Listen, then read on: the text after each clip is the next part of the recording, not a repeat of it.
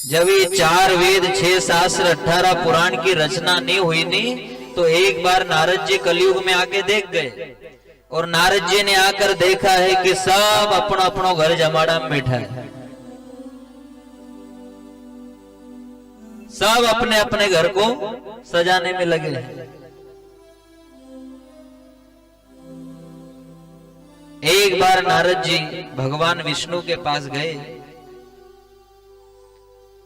तो भगवान के करोड़ों नाम है, भगवान के करोड़ों नाम है, लेकिन करोड़ों नाम में से भगवान का एक नाम और भी है, वो है हरिदास। क्या नाम है? क्या नाम है? हरिदास। नारद जी ने पूछा, भगवान संसार आपका दास है, आप किसके दास हो? अरे संसार आपका दास है, संसार में जितने भी भक्त हैं, साधु संत देवी देवता सब आपके दास हैं, लेकिन आपका नाम हरिदास क्यों है?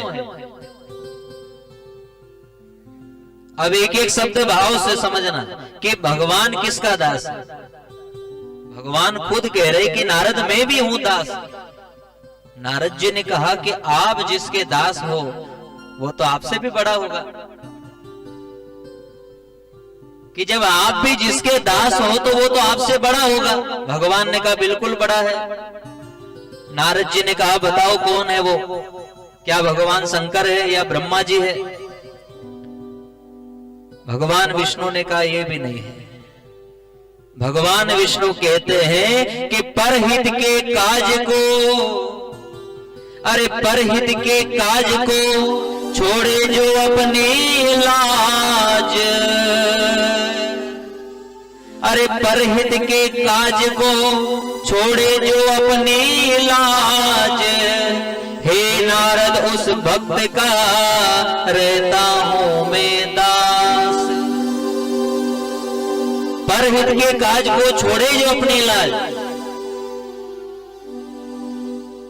किसी गरीब की बेटी का विवाह हो रहा है, कोई उसके घर नहीं जाए, आप जाओ, चाहे लोग आपको बड़ा बुला कहेंगे, कुछ भी कहे लोग, लेकिन आपके जाने से अगर वो गरीब खुश हो जाए, गदगद हो जाए, आनंदित हो जाए कि देखो हमारे द्वार पर आज गांव के पटेल साहब आए हैं, आपके जाने से अगर वो गरीब खुश हो जाए, तो समझ लो कि आप के ऊपर भगवान की कृपा है। वो खुद कह रहा है कि परहित के काज छोड़े जो अपनी लाज, हे अर्जुन उस भक्त का रहता हूं मैं दास। नारद जी ने जाकर क्या देखा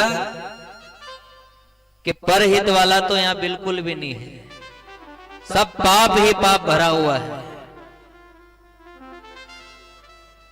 तब जाके 4 वेद 6 शास्त्र 18 पुराण की रचना हुई। एक एक शब्द को भाव से श्रवण करना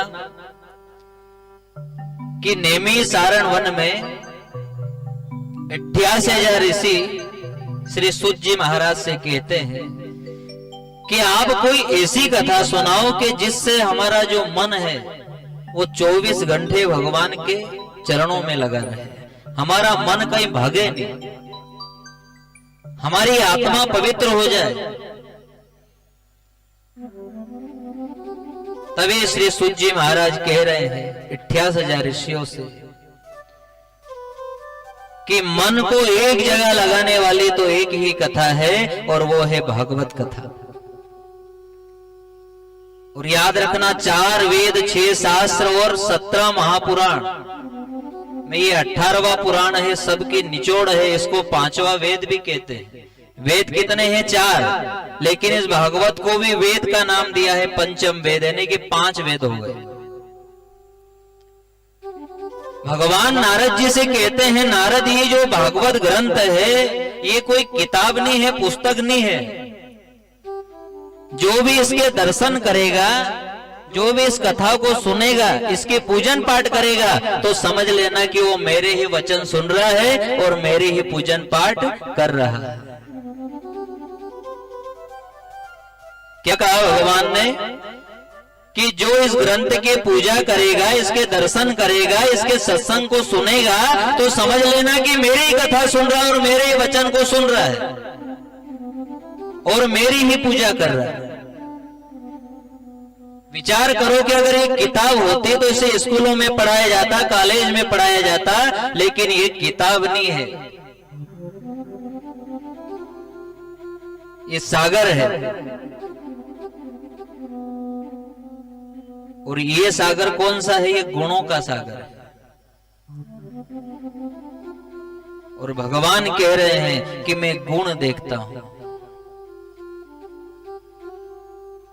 और ये 4 वेद, 6 शास्त्र, 18 पुराण की रचना इसलिए की है कि हम नर नारी राम कथा सुने, भागवत कथा सुने, सत्यनारायण भगवान की कथा सुने। इन सब कथाओं को सुन के हम भगवान को खोजने की कोशिश करें। ऐसा नहीं कि बस तोता रटन कर लिया और बैठ जाए। अब कथा सुनते सुनते बुढ़ापा आ गया, लेकिन अभी तक भगवान की खोज नहीं की। कथा तो सबको याद है, ये इतने वासावियां बैठे हैं, एक से एक कथा याद है, लेकिन खोज करी क्या अभी तक? तो फिर तो तोता रटन वाला काम हुआ कि नहीं हुआ? कथा याद है, चुटकुले याद है, एक से एक प्रसंग याद है, लेकिन भगवान को रिझाने की कला याद नहीं है। तो भगवान ने कहा कि सत्संग सुन के मुझे खोजो।